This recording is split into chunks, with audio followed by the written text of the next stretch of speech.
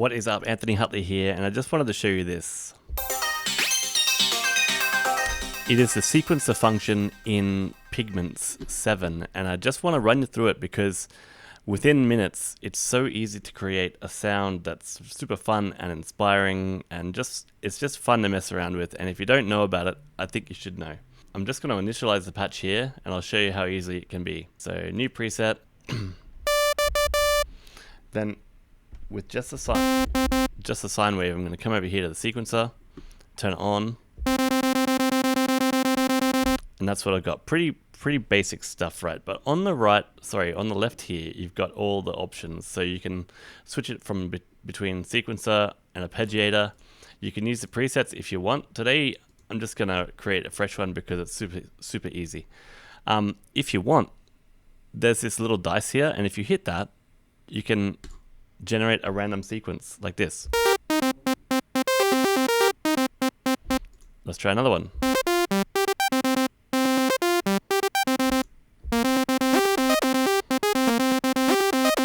That's actually pretty good, and already we're kind of cooking. But for the sake of learning, let's erase that whole lot. So let's start again. There's a little eraser up there you can hit to reset the whole thing. So we're back to square one. So just down here, sort of where I've got the mouse there, you've got all these parameters. So probability, you can adjust if you click and drag, left click and drag up and down, you can adjust the probability of the notes hitting. So the further up it is, the more probability of the feature turning on and off. So if I hit that dice now, and you can see a fair amount of them are switching on and off just here. Watch it again, ready? And here's what we got.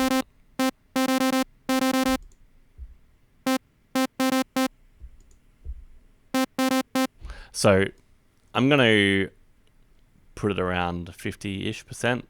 There we go, 44. Okay, and the pitch is pretty self-explanatory, I guess. The probability of different pitches throughout. So let's just hit the dice at 50%. If we increase that, we get a more complex melody. Let's hit it again. Obviously, you can drag these around as well within the sequencer. You don't have to go random. It is a sequencer after all. You can make your own little melodies and stuff. But I find it just more fun to.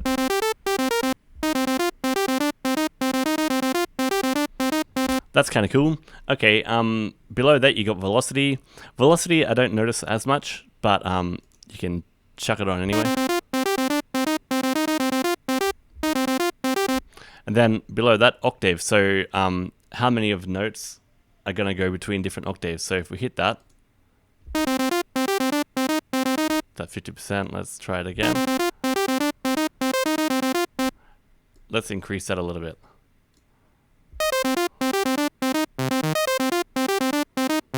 So you can hear the notes changing between octaves, alternating between octaves there. Let's put it at 100% and see what happens. That's a bit too much. I'm going to back it off to about 75-ish. There we go. Maybe a little bit less. That's cool. Okay, and then below that you've got your gate length. So how long each note is.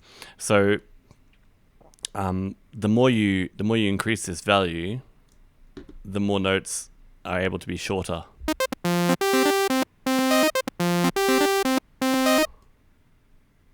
I'm going to put that a little bit lower, maybe around 50-ish% again.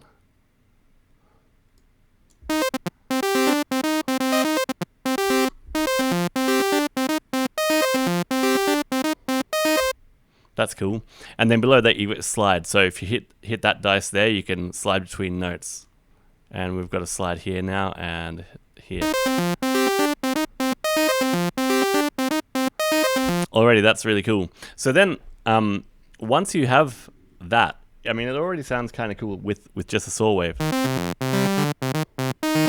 sawtooth, right? So let's go over to the synth now, and now we can program in like basically any sounds like you normally would with a if you're starting from scratch without the sequencer, right? So let's pick a fun wavetable. Let's go for sync and maybe, I don't know, kind sprites. Let's see what that sounds like. All right.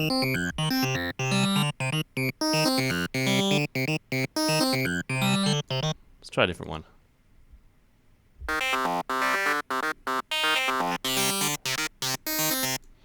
All right, let's go into fold, see what's in there.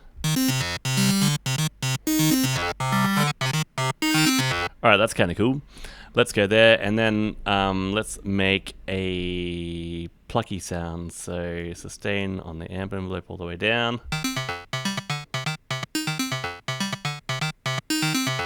I'll adjust the decay. I might actually attach the release to the decay.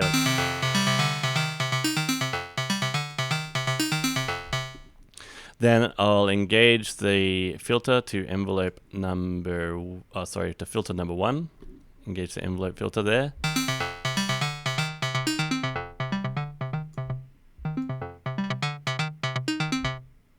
Put it on classic low pass 24.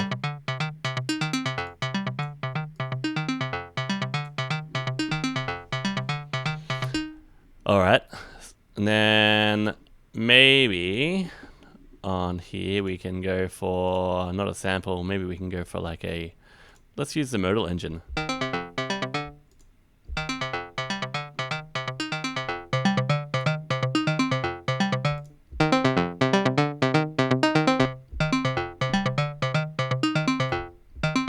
I don't use the modal engine very much, to be honest. Let's go something else. Hang on, here's what it sounds like just on its own.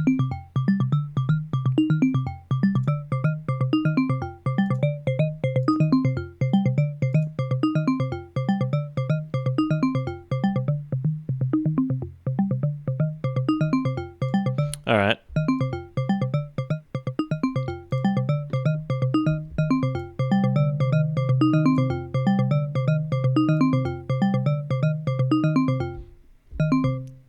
So now with the wavetable, I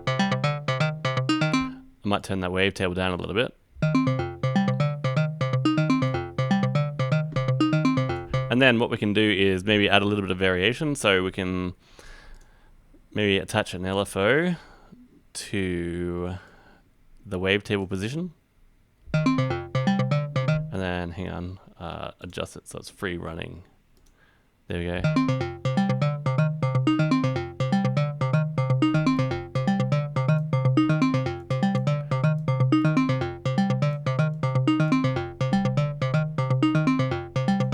And that gives a bit more variation to the sound as you're playing.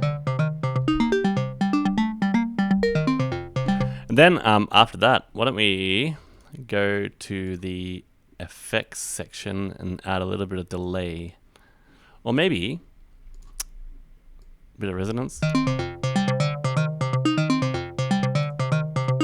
bit more drive. Turn the volume down a little bit just so we're not clipping too much.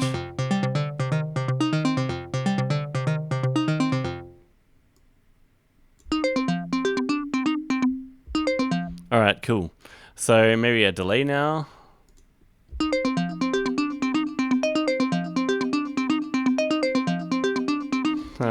Already that's great. Let's turn it to a dotted 8th. What is that? Dotted 4th? Cool. And maybe another delay on top of that. Like, this is a trick that what's his name? John Audio. He does a lot of sound design stuff, and he tends to do a quarter note, a dotted quarter, and a dotted 8th on top of one another, and I think it sounds really good.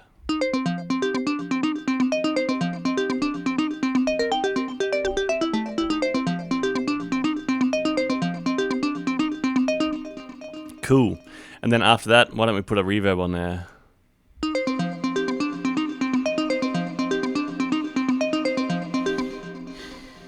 Neat. That actually sounds great. We could add a little bit of noise, just to give it a bit more body.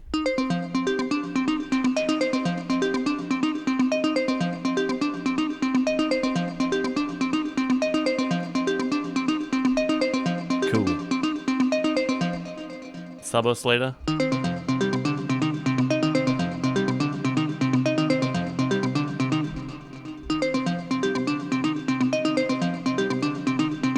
I actually don't think it needs that.